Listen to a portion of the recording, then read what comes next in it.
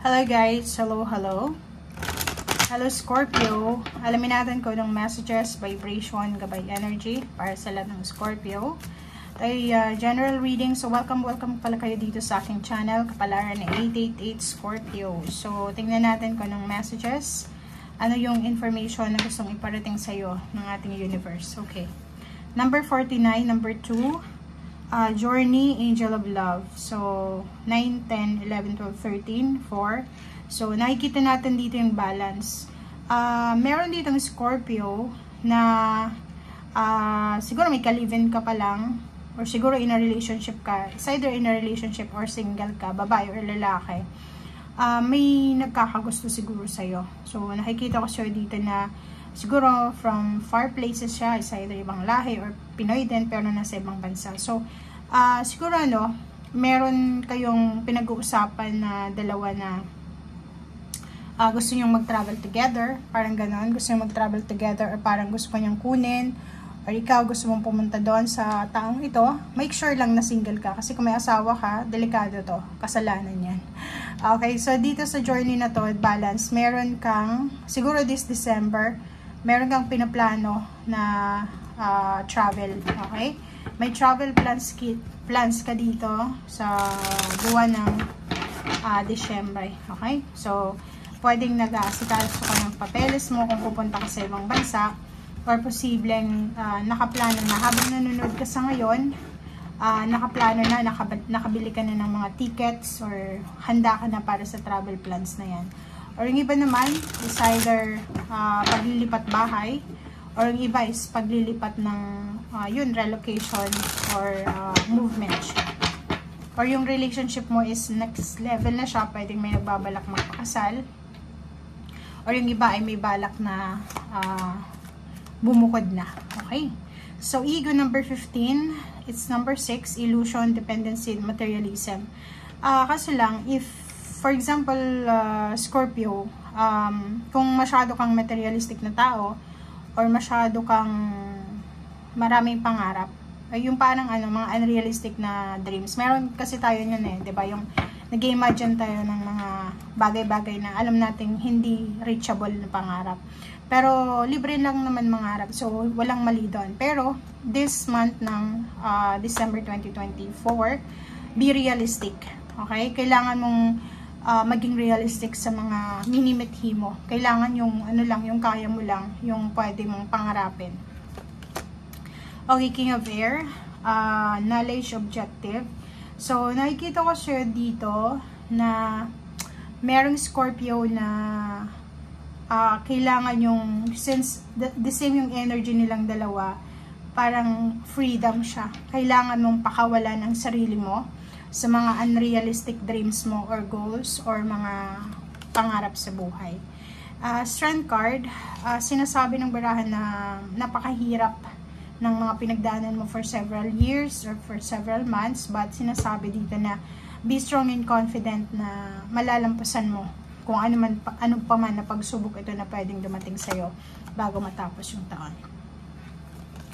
Family life, maganda yung takbo ng family mo. So, kung makikita mo dyan, sinasabi na posibleng may magpapatayo ng bahay, merong prosperity, abundance, stability na posibleng mangyari sa'yo. So, sa pamilya, pwede yung asawa mo, kasama sa bahay, in-laws, friends na connected sa'yo, ay marami silang blessings na celebrate na connected sa'yo. So, kontento ka, sobrang contentment yung mararamdaman mo. May celebration din na magaganap tungkol sa pamilya. It's either wedding anniversary, kasal, or may mga blessings na, new blessings na parating like new pets, new member of the family, new sources of income, or lahat ng bago ay possible dito. Okay.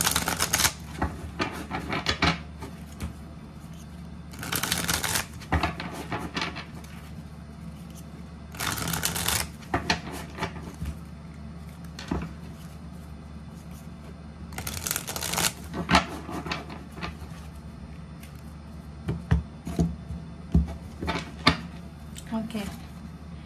Wow. So, nakikita ko sure dito na may incoming help ka na matatanggap. So, Kung may mga tao sa paligid mo na willing kang suportahan, willing kang tulungan, grab the opportunity or tanggapin mo. Be open sa mga tulong na to. Pwedeng galing yan sa universe, galing sa Panginoon, na ginamit nilang yung mga taong ito na papasok sa buhay mo. Ang possible dito is mga friendship. Pwedeng maraming mga taong gusto makipagkaibigan sa'yo, or maraming tao yung gustong bigyan ka ng suporta, proteksyon, or ganito, ganyan. Okay? Next is, so, dalawa yung barahan ng Four of Pentacles. So, sinasabi sa'yo dito na makakapag-ipon ka siguro ng pera. Or eto na yung simula, Scorpio, para makapag-ipon ka ng pera. Or siguro for the month of December 2024, maraming pera kang matatanggap. Maraming bonus, maraming 13-month pay. Maraming Christmas gift or regalo na matatanggap. Dito pwedeng, ito money to. So, pwedeng money or pwedeng emotional support or gano pa man. Okay, and yung iba naman sa inyo, kahit may pera kayong matatanggap, sobrang tipid na tipid kayo. Okay, so, Justice, sinasabi ng baraha sa'yo dito na may mag-offer sa'yo ng new job, new collaboration, new contract signing, paperworks, documents, parang ganun. So, Magician, yung trabahong ito na i-offer sa'yo or yung kung ano man yan na dokumento na yan, parang isang magic lang na napakabilis na posibleng darating sa'yo. Okay. So, Five of Cups, sinasabi ng baraha sa'yo na i-grab mo yung opportunities na to dahil pwede kang magsisi sa bandang huli. So, kung anumang offer na posibleng dumating sa'yo ngayong buwan na ito, mapa-pera man, mapa-relationship, grab the opportunity kasi milagro yan. Milagro. So, etong Justice is good karma. So, may good karma ka na matatanggap ngayong buwan na to dahil mabuti kang tao.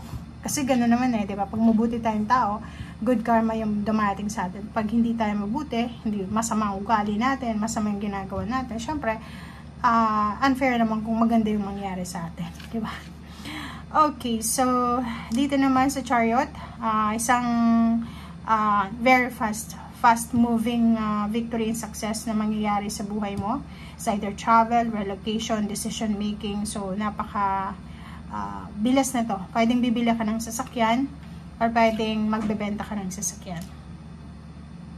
So ito naman na Eight of Cups is yun, relocation. So you're moving on from one relationship to another, or parang sinasabi sa'yo dito na you're moving out from difficult situation, parang ganun. And meron ding relocation or travel, or pwedeng merong mga transformation na posibleng mangyari. Mag-iingat lang tayo sa mga decision making natin ngayong December, lalo na kung may involved na relationship and money. Okay, so nakikita mo yung the devil, sinasabi na be careful sa bawat decision making na gagawin natin ngayong buwan na to kasi pwedeng it's just a temptation sa atin, or pwedeng kailangan natin pag-isipang mabuti siya. Okay? Zero the Fool. Ang Zero the Fool na to is parang sinasabi sa'yo na maraming new beginnings, maraming pagsisimula, maraming risky decision na posible mong gawin. So yun na nga, kung risky yan, pag-isipan mong mabuti, wag kang magmamadali. Okay? Kasi pag nagmadali ka, it's either the Tower, it's either the devil yung mangyari sa'yo. Okay, so for Emperor, sinasabi sa'yo dito na may pagkakataon yung ibang Scorpio na tumaas yung posisyon sa trabaho, tumaas yung sweldo, may relocate sila. May pagkakataon din na magkaroon ka ng empowerment. Like for example, meron kang papatawarin o meron kang hihinga ng tawad, or pwedeng meron kang mga emotional recovery, new beginnings na mangyayari sa buhay mo, lalo na sa usaping pamilya, relationship.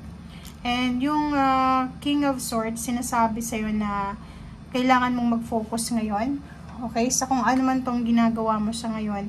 Make sure na focus ka para hindi ka magkamali or hindi ka magsisi sa bandang huli. Merong dito, collaboration, friendship, collaboration, business plans, or pwedeng travel plans na posibleng sisimulan mo. Pwedeng collaboration with someone, so pwedeng nag-iisip magpakasal, nag-iisip na umalis sa toxic na relationship para magpakasal sa isang bagong relationship, parang ganon. Or even work, pwedeng may planong umalis sa pinagtatrabahuhan kasi may mas napupusuan ka na lugar or may mas napupusuan ka na company. So, pwedeng matagal mo na yan na binabalak or matagal mo na yung pinagpipray and ngayon mo lang siya i-execute. Okay? So, thank you guys for watching and see you again. Bye!